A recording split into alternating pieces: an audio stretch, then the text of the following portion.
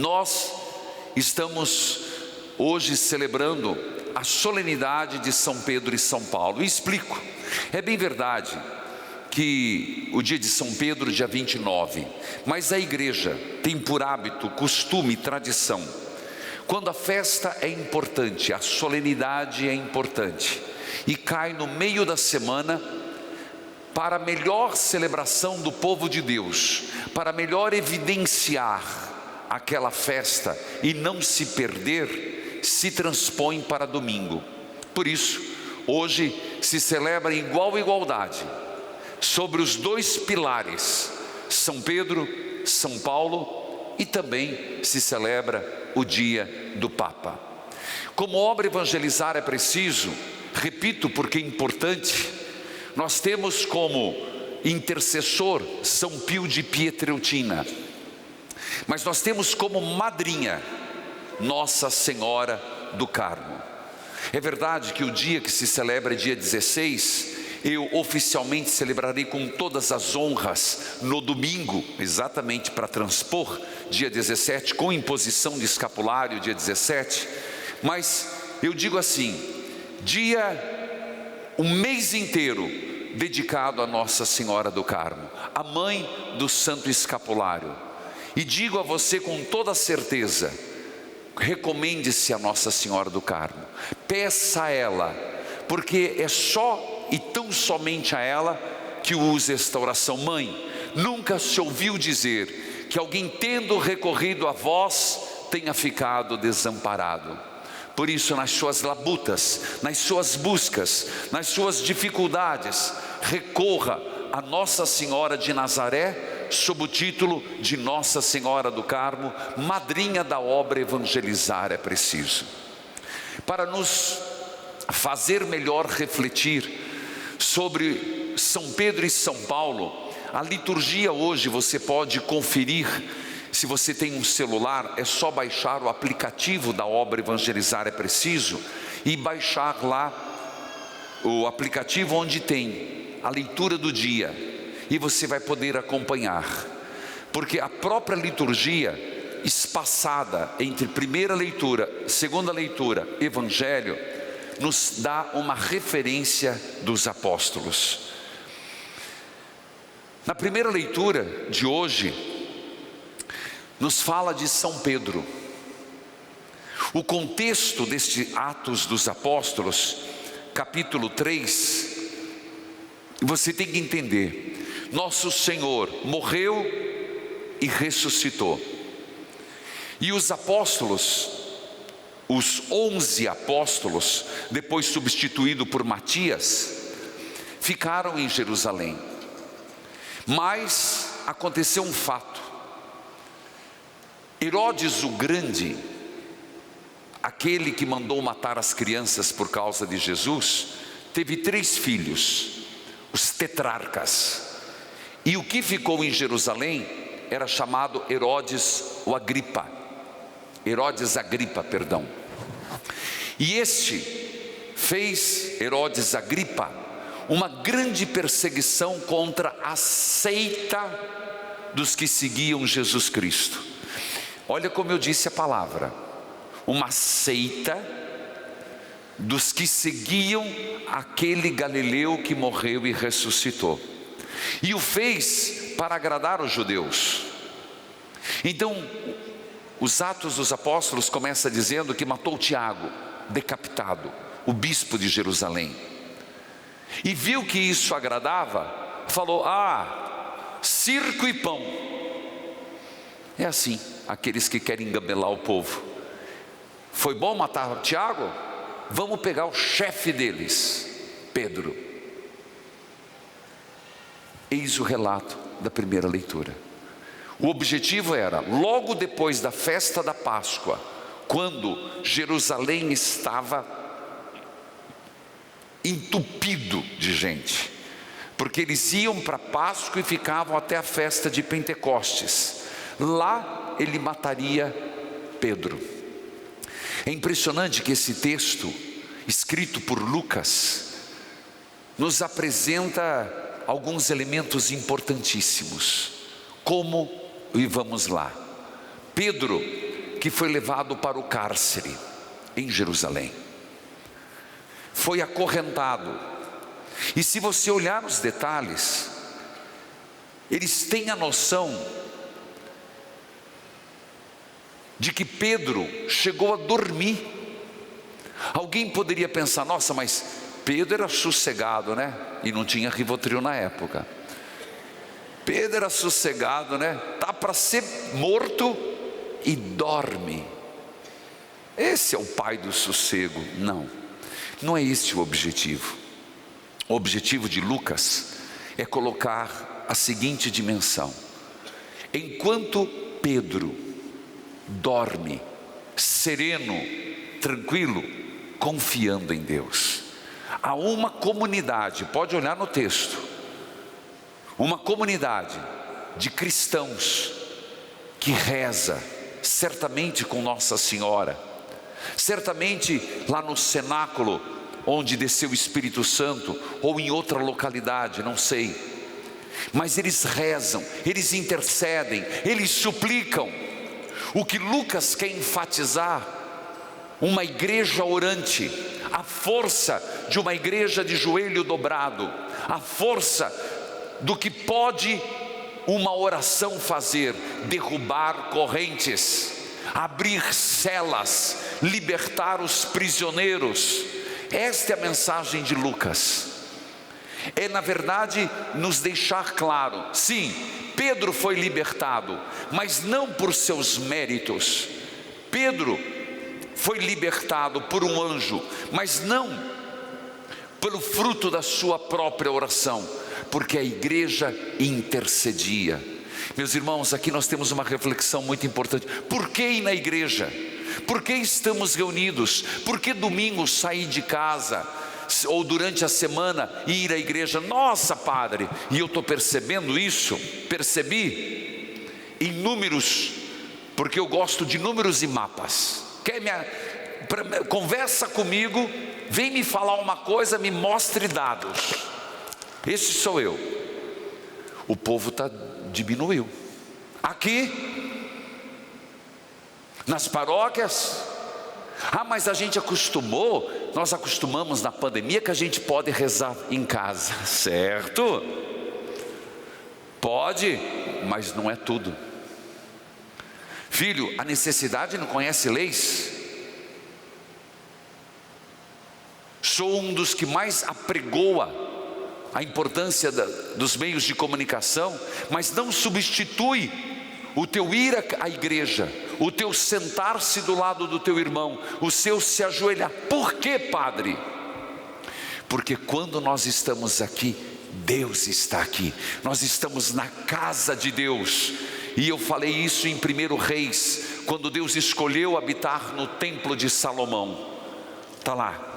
Mas, meus irmãos, a igreja que reza, dobra o joelho, intercede, suplica. Se nós soubéssemos isso, que às vezes a gente vem para uma missa, a gente vem sem vontade, a gente vem sem ânimo, a gente nem sabe o que pedir, mas o céu desce aqui. Olha, Eucaristia. Se Jesus desce no altar, Nossa Senhora desce junto, o Espírito Santo, Miguel, Gabriel, Rafael. Então, merecendo ou não, eu me envolvo no Horebe, eu me envolvo no céu, e o céu se envolve em mim. E me diga: quem está na luz só pode se iluminar. Portanto, a primeira leitura, ela quer ressaltar sim a grande força de uma igreja intercessora. É verdade que também nesta leitura nós temos com clareza este aspecto de Pedro que dorme, Pedro que é levado pelo anjo, nem se dá conta se é verdade ou não é verdade. De novo, é a ação de Deus que conduz, a ação de Deus que liberta. É Deus que quer quebrar as nossas correntes. Deus, Ele estava acorrentado, quer abrir as nossas celas, nos tirar de nossas prisões. Ora, assim sendo, Queridos irmãos e irmãs, agora sei, disse Pedro, que o Senhor enviou o seu anjo para me libertar do poder de Herodes e de tudo o que o povo judeu esperava. É Deus que sustenta a sua igreja, é Deus que sustenta-nos na caminhada. O Evangelho, por sua vez, nos coloca um texto que há poucos domingos apareceu, mas sob a perspectiva de Mateus. E aqui, qual o que quer se enfatizar? Não é a primeira pergunta: o que dizem os homens sobre mim? Já falamos sobre isso bastante. Mas e para vocês, quem sou eu? Pedro responde: tu és o Cristo, o Filho do Deus vivo que devia vir a este mundo. Tu és o Messias, o Filho de Deus. É impressionante, meus irmãos, que Mateus, nos coloca a consequência disso. Quando Pedro se deixa guiar por Deus, assim como nós, de nossos lábios sai a verdade, de nossos lábios é professada a fé. E alguém poderia perguntar, Jesus depois disse: feliz és tu, Simão, filho de Jonas, não foi um ser humano que te revelou isso, mas o meu Pai que estás no céu. Por isso eu te digo, tu és Pedro, e sobre esta pedra edificarei a minha igreja. Meus irmãos, os teólogos, os biblistas e a teologia mais pura nos faz perceber que não estamos falando que a igreja de Jesus Cristo está alicerçada no humano de Pedro. A pedra é unicamente Jesus Cristo. O próprio Pedro vai dizer: a pedras que os construtores rejeitaram, tornou-se a pedra angular. Quem é a pedra angular? Jesus Cristo. Então o que é a pedra da nossa fé? A nossa igreja está alicerçada sobre a profissão de fé de Pedro. A pedra, entenda bem, quando alguém fala uma coisa bonita, a gente não fala: puxa, que pérolas, nossa, que pérolas saíram. O que você falou é uma pérola. É a mesma lógica. O que Pedro falou agora, movido por Deus, é uma pedra. E o que é essa pedra? Jesus é o Cristo. O que sustenta a igreja? Jesus o Cristo. Qual é a pedra fundamental? Jesus o Cristo. E a partir disso, Pedro viveu. Foi a partir disso que Pedro foi se lapidando em Cristo Jesus. Se nós olharmos para a vida de Pedro, meus irmãos, um homem, e nunca me canso de pensar onde ele foi chamado e onde ele chegou. Chamado pisando barro, consertando redes.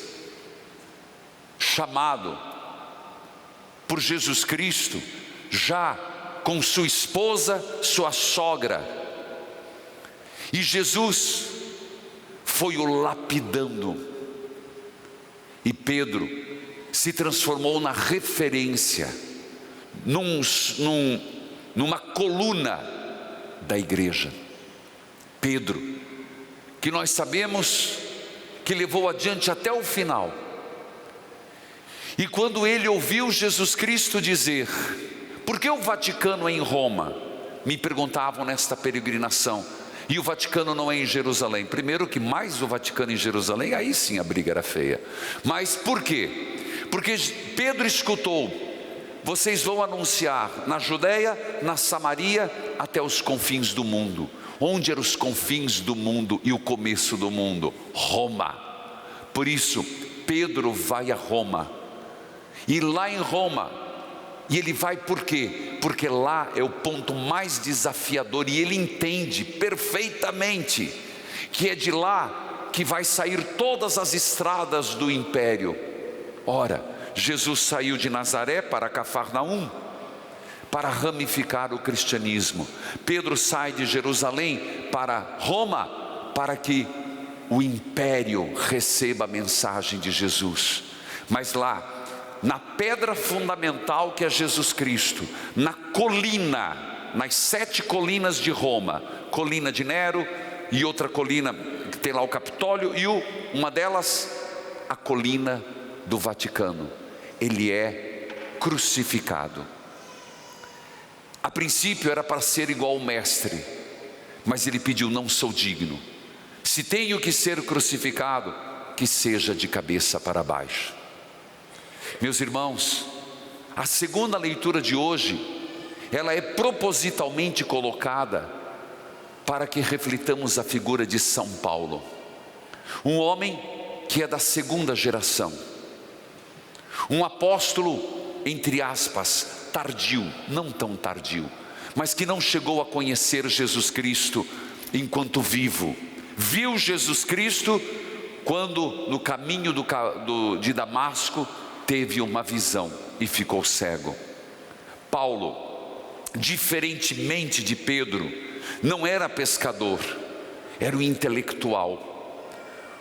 Paulo, ele era judeu, devido ao pai, por uma questão de cidadania, romano, formado pelos gregos. Então um homem que tinha o melhor da cultura judaica, o melhor da cultura grega helênica, e um homem respeitadíssimo, tanto que ele não foi crucificado. Por quê? Porque sendo romano, nenhum romano podia ser crucificado, só podia no máximo ser decapitado. Paulo, diferentemente de Pedro, um homem que usou todo o seu conhecimento. Isso é bonito de ver, maravilhoso de ver. Um homem de uma personalidade difícil, Pedro também, mas Paulo usou de todo o seu conhecimento intelectivo. Veja as cartas de Paulo, veja as comunidades. Um homem que não media esforços, fez 3 grandes viagens missionárias, a cavalo, de barco, a pé, em cima de burrico. Um homem que não sossegava o facho, enquanto ele não foi em toda a Ásia Menor, toda aquela região, fundando comunidades, fundando o quê? Igrejas. Meus irmãos, Paulo foi preso, como sempre, grande parte da sua vida esteve preso por um tempo em Jerusalém, depois passou por vários tribunais, até chegar em Roma, onde ele ficou preso dentro de uma casa, e lá ele orientava. Teve seu secretário, que foi São Marcos, que também foi para lá. Lucas esteve lá o ajudando. Mas Paulo, um homem incansável. E por que estou dizendo isso? Depois foi decapitado e morto. Mas, meus irmãos, hoje eu quero enfatizar algo. A pedra é Jesus Cristo, o alicerce é Jesus Cristo, é a fé. Tu és o Cristo. Nós estamos vivendo, e eu digo assim, tempos difíceis. E quando eu falo tempos difíceis, é só para refletir. Nós estamos muito intolerantes com a opinião do outro. Nós estamos vivendo assim. Não é uma igreja dividida, já foi pior. Credo, padre, já foi pior a igreja dividida? Ixi, Maria, historicamente, misericórdia. Se eu contar, você fica com o cabelo arrepiado. Mas estamos sim, divididos assim, onde parece que nós não estamos na mesma causa, parece que nós não estamos na mesma luta. E isso vem muito do que nós estamos vivendo. Não gosto de ficar repetindo e sendo repetitivo na internet. Eu gosto, não gosto. Como é que é? Eu bloqueio? Não. Me ajuda a palavra aí, minha filha, vamos? Cancelo. Estamos no mundo do cancelamento. Gosto do Papa, não gosto do Papa, cancelo. Papa Francisco está vivendo isso.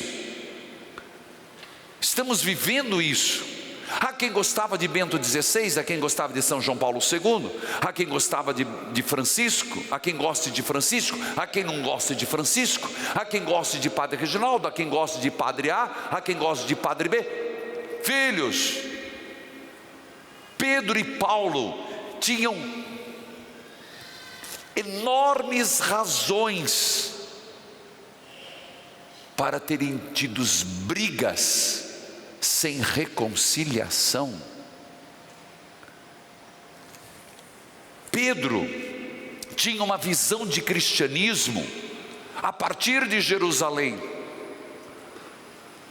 Pedro tinha um cristianismo a partir de uma linha judaizante. Jesus criou uma confusão, porque não chamou um homem para ser igual a Pedro, um homem que pensava diferente, mas a unidade os faz ser colunas da igreja. Eles tinham, qual era o ponto de união? A pedra, Jesus Cristo. Meus irmãos, Jesus chama gente diferente. Jesus chama quem sabe cantar, Jesus chama quem sabe falar, Jesus chama quem sabe desenhar, Jesus chama quem sabe isso, quem sabe aquilo, quem sabe aquilo. Para quê? Para que grande seja o reino de Deus. Jesus chama pessoas que gostam mais de uma liturgia que não bata palma, mas se bate palma, para de falar. Nós criamos muitas tensões que diante dos outros depõem contra nós. Onde está nossa unidade? Onde está nossa comunhão? Onde está aquilo que nos faz cristãos? Costumes são costumes, ritos são ritos externos. Se fosse assim, meus irmãos, nós não estaríamos divididos, não estaríamos com tanta fofoca, mentira, discórdia, desavença. Filhos, termino, porque já estão me dando sinal que eu vou estourar o horário. Mas hoje eu queria enfatizar que Pedro e Paulo nos leve a maior união, comunhão, na pedra fundamental, Jesus Cristo. Amém.